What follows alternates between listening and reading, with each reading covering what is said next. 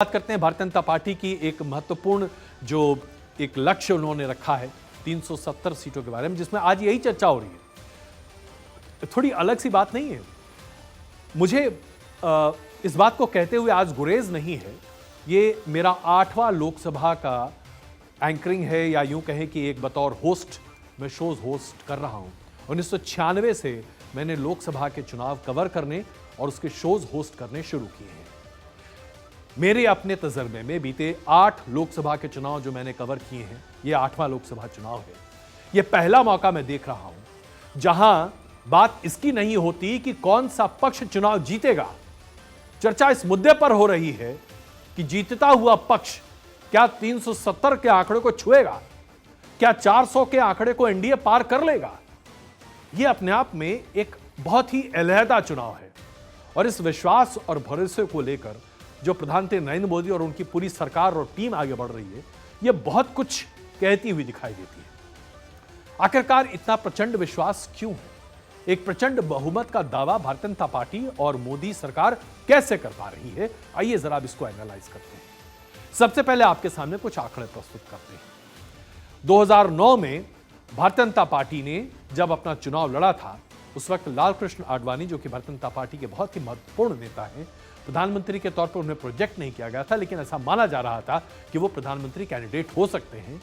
उस वक्त जब भारतीय जनता पार्टी ने चुनाव लड़ा था तो सिर्फ एक सीट ऐसी जीती थी, एक सीट जिस पर 3 लाख से ज्यादा का मार्जिन था। 2014 में भारतीय जनता पार्टी ने जब अपना चुनाव लड़ा तो 42 ऐसी सीटें थी जिस पर भारतीय जनता पार्टी ने 3 लाख से भी ज्यादा वोटिंग मार्जिन से अपनी जीत दर्ज की थी। और जब आप इस आंकड़े को 2019 में देखते हैं तो 2019 में भारतीय जनता पार्टी ने 105 लोकसभा सीटें जीती, जो 3 लाख से भी ज्यादा के मार्जिन से जीत गई। क्या यह अपने आप में बहुत कुछ नहीं कहता? यह प्रोजेक्शन 9, 14, 19 3 चुनाव और 1 से लेकर 105 तक भारतीय जनता पार्टी पहुंचती है 3 लाख के वोटिंग मार्जिन से ज्यादा क्या था। अब जरा हम इसी दौर में कांग्रेस पर नजर डाल लेते हैं। 2009 में कांग्रेस ने यूपीए सरकार बनाई थी और 2009 में कांग्रेस ने 4 सीटें जीती थीं जो 3 लाख के मार्जिन से ज्यादा थी। 4 सीटें। 2014 में कांग्रेस को जबरदस्त शिकस्त का सामना करना पड़ा था। यह हालत कांग्रेस की कभी नहीं हुई थी।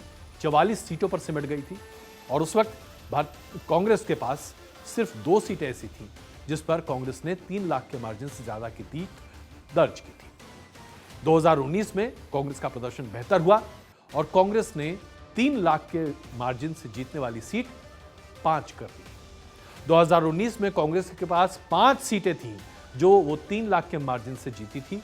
भारतीय जनता पार्टी के पास 105 सीटें थीं जो भारतीय जनता पार्टी ने 3 लाख के मार्जिन से जीती। आखिरकार ऐसा कैसे होता है? वो इसलिए क्योंकि भारतीय जनता पार्टी अपने चुनावों को लेकर काफी सजग रहती है, स्ट्रेटेजिक प्लानिंग बनाती है और उसके आधार पर भारतीय जनता पार्टी आगे बढ़ती है।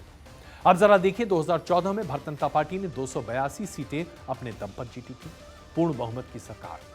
2019 में भारतीय जनता पार्टी ने अपने आंकड़े को, अपने ग्राफ को 303 पर पहुंचा दिया है। और इसमें एक और विश्लेषण जो अब आपके सामने रखते हैं, 2014 में जितनी सीटें भारतीय जनता पार्टी ने जीती थी उसमें से सिर्फ 35 सीटों पर भारतीय जनता पार्टी को 2019 में शिकस्त झेलनी पड़ी थी। 2019 में 2014 के मुकाबले भारतीय जनता पार्टी ने 56 ऐसी सीटें जीती जो भारतीय जनता पार्टी ने 2014 में नहीं जीती थी। यानी जीती हुई 35 सीटें हारी, और जो सीटें हार चुके थे उनमें 56 सीट ऐड किया। यही वजह है कि भारतीय जनता पार्टी अपने आप को एक इलेक्शन मशीन के तौर पर सामने रख पाती है। दरअसल भारतीय जनता पार्टी ने कुछ एक राज्यों में सारी की सारी सीटें जीती थी। अब आइए हम बात करते हैं उन तमाम राज्यों की जहां भारतीय जनता पार्टी ने अपने आप को बतौर एक नई शक्ति के तौर पर प्रस्तुत किया, जिसमें सबसे पहला नंबर हम पश्चिम बंगाल का रखना चाहते हैं। पश्चिम बंगाल में भारतीय जनता पार्टी ने 2009 के लोकसभा के चुनाव में सिर्फ 1 सीट जीती थी, दार्जिलिंग। जी हां, 2019 में पश्चिम बंगाल में भारतीय जनता पार्टी ने 18 सीटों पर अपनी जीत दर्ज की। यह इजाफा 1700% का है साहब। 1700% पश्चिम बंगाल में भारतीय जनता पार्टी का जनाधार बढ़ा अगर लोकसभा के सिर्फ सीटों के आंकड़े को देखें। हरियाणा में 2009 में भारतीय जनता पार्टी ने एक भी सीट नहीं जीती थी 10 लोकसभा सीटों में से। 2009 में एक भी सीट नहीं। 2014 में सभी सीटें, 2019 में सारी 10 की 10 सीटें। 2009 के मुकाबले 2019 में भारतीय जनता पार्टी ने हरियाणा में 1000% की बढ़ोतरी। दिल्ली की बात करते हैं। दिल्ली 7 लोकसभा की सीटें। 2009 में भारतीय जनता पार्टी ने एक भी सीट नहीं जीती थी। 2014 में भारतीय जनता पार्टी ने अच्छा प्रदर्शन सामने रखा, सभी सीटें जीती। 19 में भी सारी 7 की 7 सीटें जीती। 700% का इजाफा। राजस्थान 2009 में भारतीय जनता पार्टी ने 25 में से 4 सीटें जीती। 2019 में 24 सीटें। यहां पर आप देखिए कितना जबरदस्त इजाफा आपको देखने को मिला, 500% का इजाफा। उत्तराखंड में 2009 में 5 में से एक भी सीट भारतीय जनता पार्टी के पास नहीं थी। भारतीय जनता पार्टी ने 2019 में 5 की 5 सीटें जीती। यहां भी 500% का इजाफा। यानी कि अगर आप देखें जिन राज्यों में 2009 में भारतीय जनता पार्टी शून्य सपाटा थी, वहां 2019 में भारतीय जनता पार्टी ने 500%, 700%, 1000%, 1700% इस तरह का ग्राफ जीता है। ऐसे में अगर भारतीय जनता पार्टी अपने जीत को लेकर आश्वस्त नहीं होगी तो क्यों होगा। इसके साथ साथ अब आपको हम यह बताना चाहते हैं कि क्या भारतीय जनता पार्टी की यह जीत सिर्फ सर्वहारा के तौर पर है, क्योंकि यह आरोप विपक्ष हमेशा भारतीय जनता पार्टी पर लगाता रहा कि भारतीय जनता पार्टी सवर्णों की पार्टी है, बनिया और ब्राह्मण की पार्टी है। ऐसा बार बार कहा जाता रहा है भारतीय जनता पार्टी के बारे में। तो आइए अब आपको शेड्यूल्ड कास्ट सीट्स की बात करते हैं। क्या आप जानते हैं कि 2019 में जितने पूरे देश भर में शेड्यूल्ड कास्ट सीट्स हैं उसमें से भारतीय जनता पार्टी ने सबसे ज्यादा सीटें जीती थी, 86 सीटें, माफ कीजिएगा